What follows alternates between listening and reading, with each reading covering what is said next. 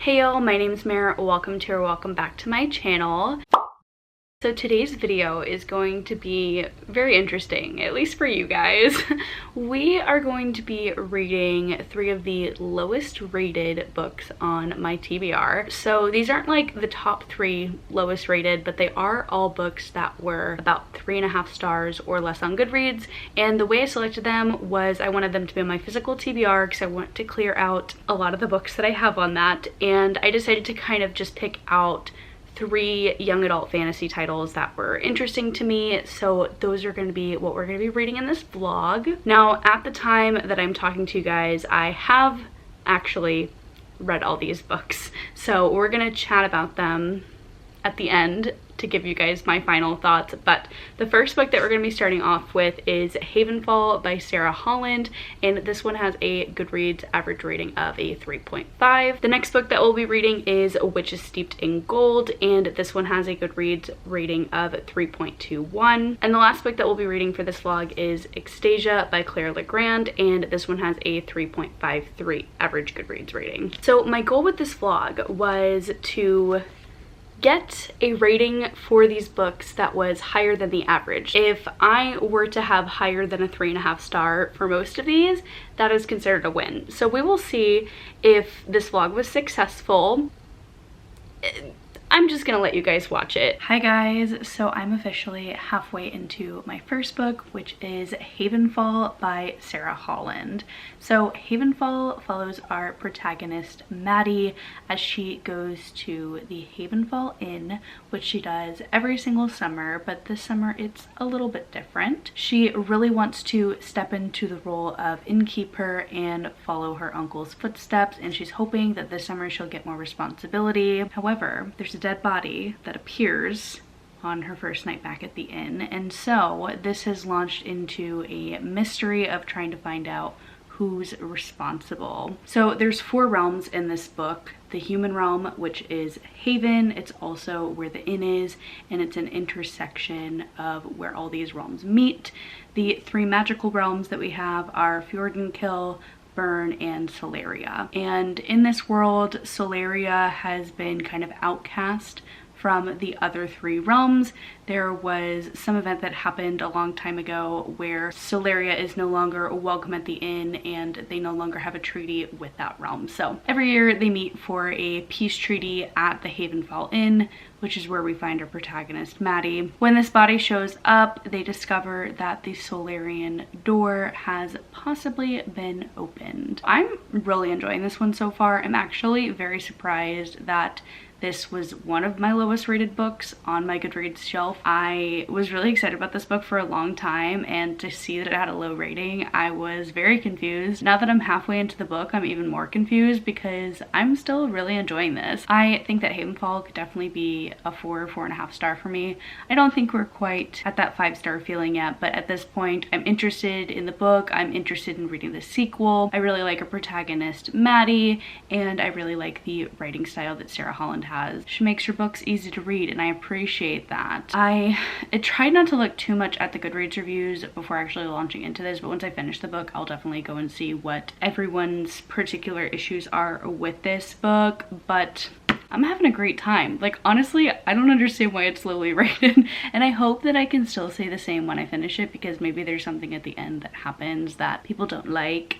The only thing that I really could say that's kind of negative right now is the writing is a little bit repetitive. Maddie is very concerned about her role as an innkeeper, and she definitely repeats things a lot, but I also have to keep telling myself this is a young adult novel, so I feel like it's more important to repeat important information to the readers. I have a lot of theories. I have a lot of characters that I'm hoping Maddie ends up with. I would really like to see her with Taya or the prince, so I'm kind of hoping this goes the sapphic route. I think it would be really fun because Taya and Maddie seem to have a lot of really good chemistry and banter, but I'm also worried that there's going to be a big betrayal. So I'm just a little bit nervous for these characters, and the fact that I'm invested is a good sign. So I will report back when I have finished Havenfall. Hopefully it'll be a 4 or 5 star read. Hi guys, so I've officially finished Havenfall, and I'm still shocked this is rated so low. I really don't understand why people don't like this. I feel like I read a different book from everyone else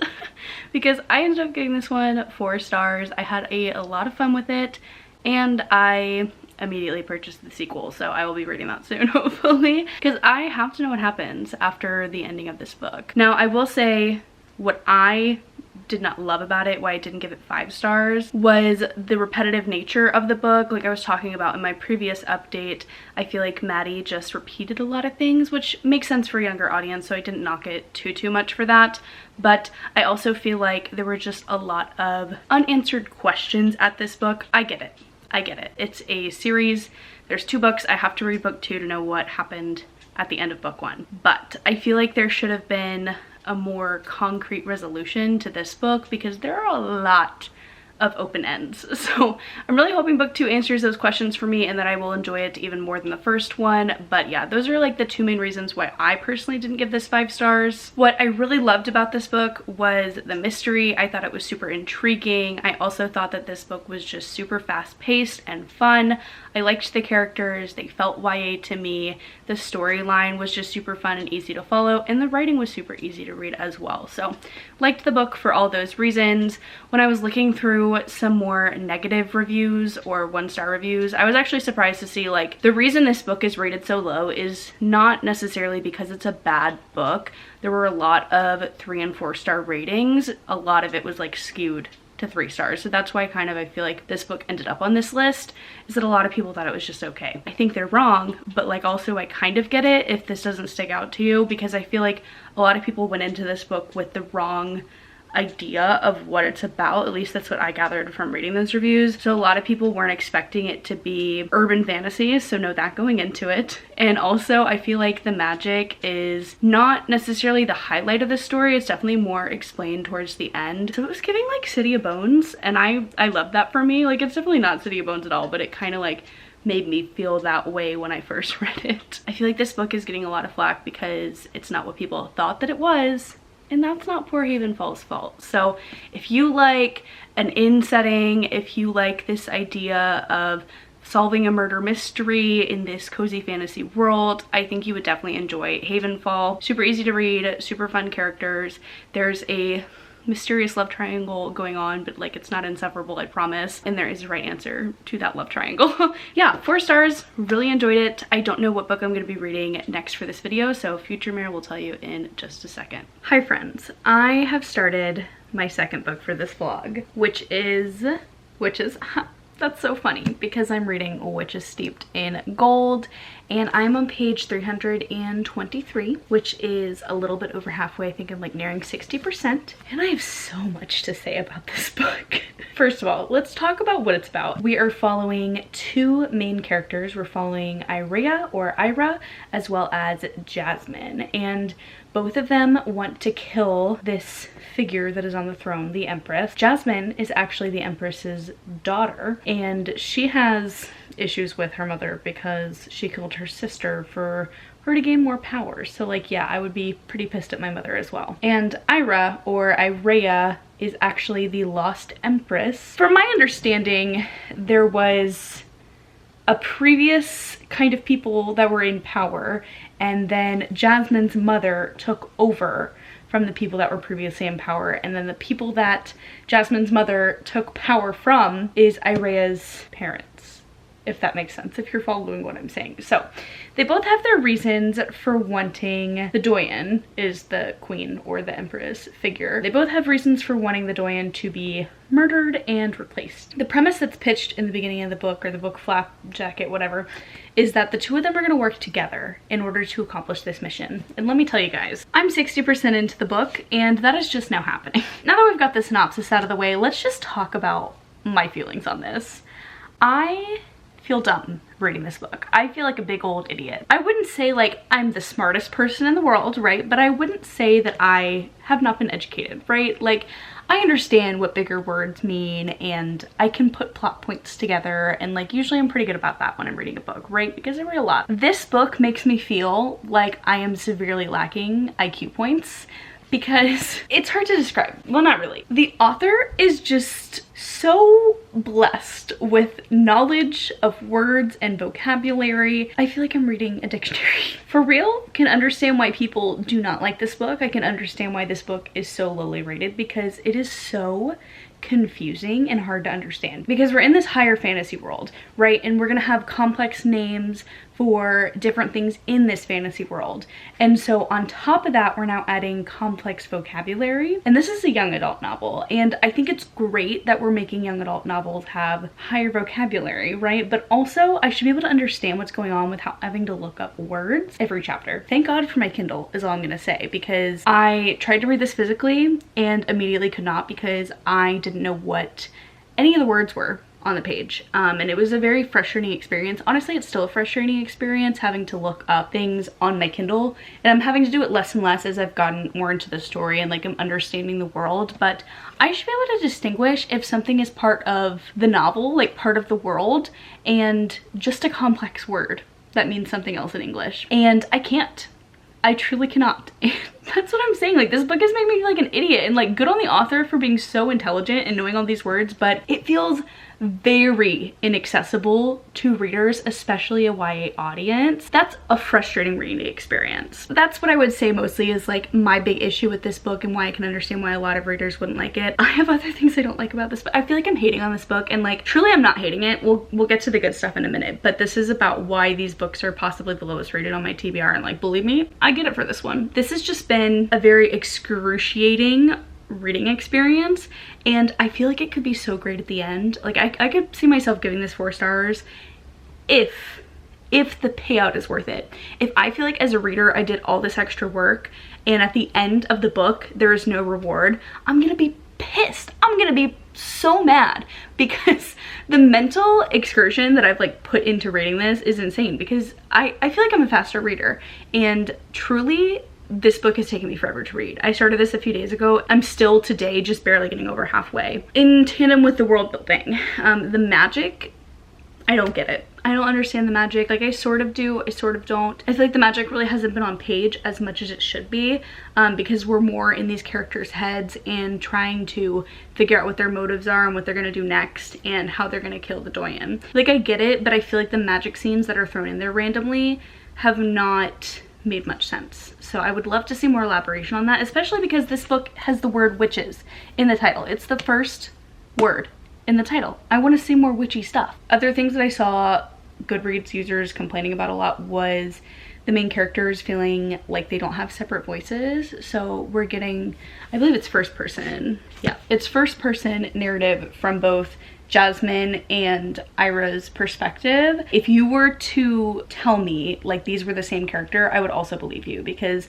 they don't read very differently. I feel like their motives are very, very similar, and I have had to go back to the beginning of the chapter when I'm halfway through just to be like, whose perspective am I reading from? Because I genuinely don't remember. So I feel like there could have been more distinction between these two characters, or it would have benefited maybe from a third person narrative. I don't know. The other thing that I saw a lot of people complaining about on Goodreads was the pacing of the plot. And to be honest, I don't mind the pacing of the plot. It could definitely be a little bit more boring or dragged out to some readers. I get it, but that really hasn't been my issue with it. Like, genuinely, if this book was dumbed down just a little bit for my tiny brain, I feel like I would be having a great time. And so that's what's really disappointing about this, is because I see the potential for the epicness. I see this being really awesome, but I feel like this book just missed its audience, because this is meant for a very, very specific reader. I want to love this book. I do. I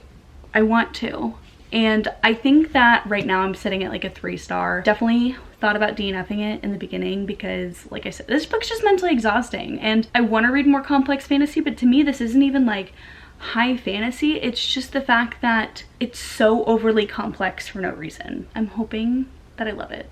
I know I won't. I know I'm not gonna love it because I'm already 2/3 almost through the book and I'm not loving it. I'm hoping I'm interested enough to pick up the sequel. So like a 3.5 star would be great out of this. I'm gonna go finish this now and I'm gonna come back to you, hopefully with more concrete thoughts. But all of these books that I'm reading, please tell me your thoughts on them if you've read them, but especially Witches Steeped in Gold. I feel like this one will definitely be the most interesting conversation to have because I wanna know if anyone else feels similarly to how I feel. Again, it's great that the author knows so many words and I'm so happy that she knows so many words, but I don't know that many words, so I'm struggling. I'll be back in probably like 2 years when I finish this book, so TTYL. So it has been a few days since I finished Witches Steeped in Gold, and I feel like we talked a lot the last time we were here. I unfortunately did not love this. I gave this one 2 stars. I feel really bad doing that, but honestly, I really do understand why this is one of the lowest rated books on my TBR because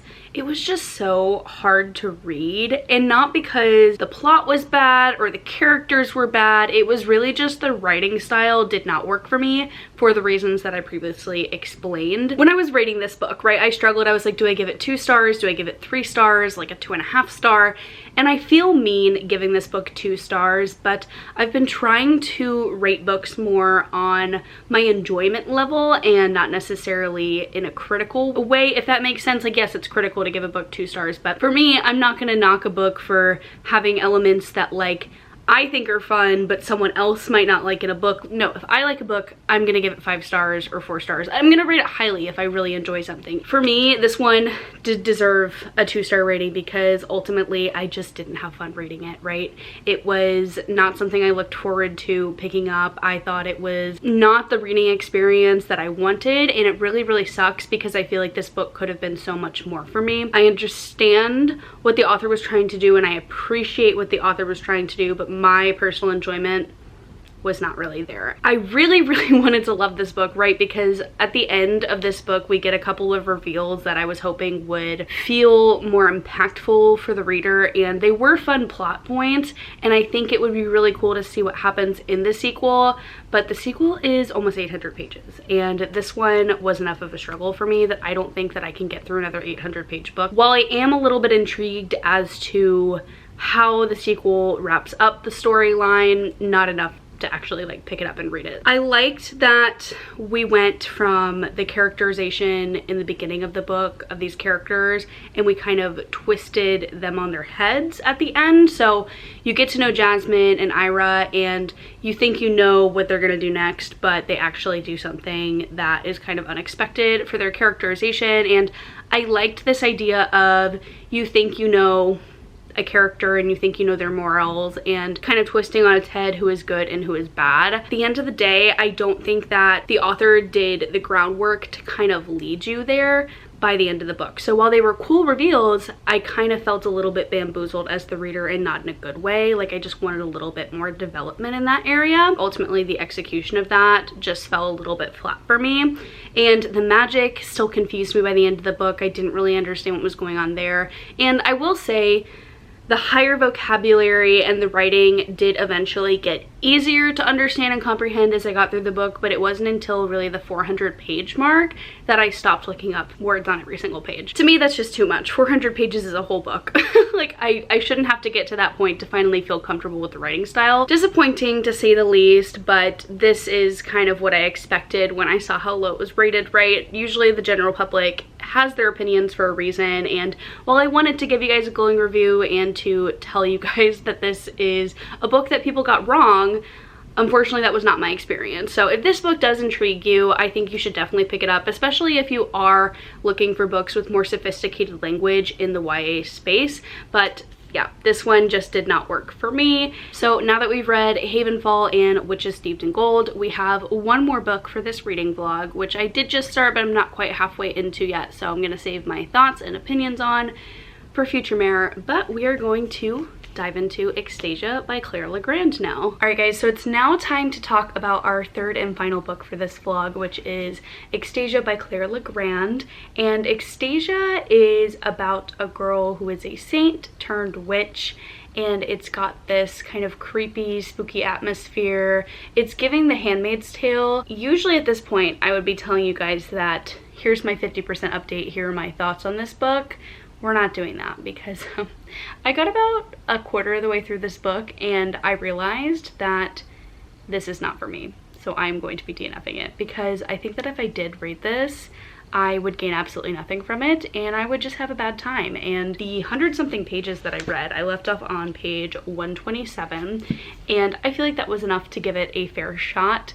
I feel bad DNFing a book for this vlog where the goal is to read some of the lowest rated books on my TBR and see kind of where they line up with the general public's perception and my perception, but in my opinion, this one is just very weird, and I think it's meant for a very specific audience, and I knew pretty much right away I was not that audience. I am trying to read books that I like and not push myself to read books that I don't for the sake of a video, even though like objectively the writing was easy to read and like it flowed very naturally. The story itself was something that didn't intrigue me. So let's get into my final thoughts, my final ranking, if I think that these books are actually worth the low rating on Goodreads. And just to recap, we gave Havenfall a 4-star, which is better than the average rating on Goodreads, which is a 3.5. Which is Steeped in Gold got a 2-star for me, which is lower than the average rating of a 3.21. And Extasia was a DNF with a average rating on Goodreads of 3.53.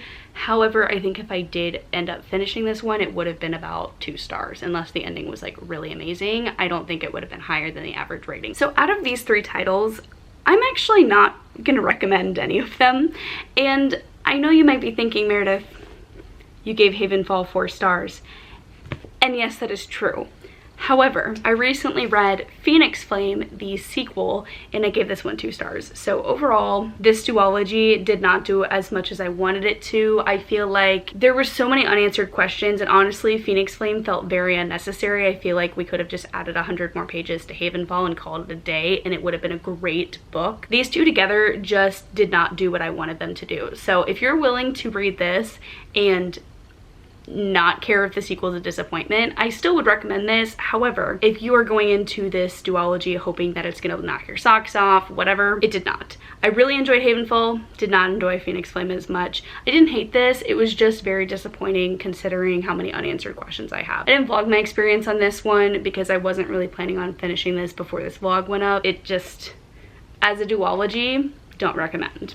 Now, which is Steeped in Gold, I don't really recommend either because of the language. It was just very, very, very dense and hard to get through. Even though the plot was interesting, I just feel like this barrier was too hard to overcome, and it honestly just made reading this book a chore. So I don't really recommend this one either unless you are looking for young adult fantasy with a high vocabulary. It was not a pleasant experience for me. And lastly, I can't really say I recommend Extasia either because this one was just very bizarre, and I think it's meant for a very specific reader. So if you think you're that kind of specific reader, give it a shot. You might really enjoy this. But I love Claire Legrand and I was really excited about this book, and unfortunately it was not it for me. These books probably should have stayed unread. I think I'm happy I read Havenfall and kind of finished out that duology, but beyond that, like, I feel like my reading experience has not really changed. I feel like I haven't gained any new insightful recommendations, and honestly, the ratings were very real and upfront on this one, and I should have listened to them. But I am glad that I did this video. I've never done a video like this before, and I definitely enjoyed exploring these titles and picking up books that have sat on my shelf for a long time or that I wouldn't have picked up otherwise. Kudos to me for doing that, right? Because some of these books have been on my TBR for far too long, so I'm glad that I got them done. Unfortunately and unsurprisingly, all 3 of these were kind of duds for me. I hate saying that Havenfall was a dud because the first book wasn't, but as a whole, the duology, kind of a dud. So if you've read any of these titles, please let me know what you thought of them. If you've done a video like this, let me know because I would love to go watch it and see if you had a better experience than I did. But that is going to wrap up this reading vlog for some of the lowest rated books on my TBR. Don't forget to like this video if you liked it and subscribe to my channel down below. I post book related content very frequently on YouTube, and I will see you guys in the next video. Bye y'all!